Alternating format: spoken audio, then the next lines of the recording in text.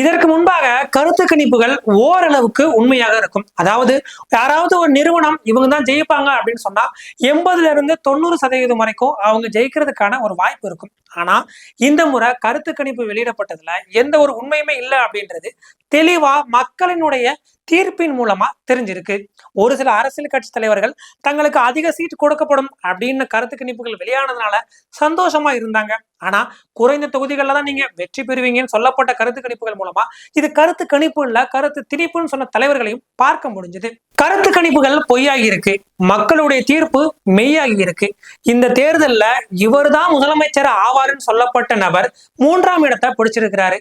இத்தனை தொகுதிகளில் கூட ஜெயிக்க வாய்ப்பில்லைன்னு சொல்லப்பட்ட நபர் தமிழ்நாட்டினுடைய முதலமைச்சர் ஆகிறதுக்கான வாய்ப்பு ஏற்பட்டிருக்கு. இதன் மூலமா என்ன தெரியுது அப்படின்னா, கருத்து கணிப்புகளை விட மக்களினுடைய மனநிலையும் மக்களினுடைய தீர்ப்பும் தான் இறுதியானது என்பது தெரியுது. இதுவரை தமிழ்நாட்டை ஆண்ட திராவிட கட்சிகளை பின்தள்ளி புதிய ஒரு நபர் தமிழ்நாட்டை ஆட்சி செய்வதற்காக வருகிறார். அவர் எப்படிப்பட்ட ஆட்சியை கொடுக்கிறார் என்பதை பொறுத்திருந்து பார்ப்போம்.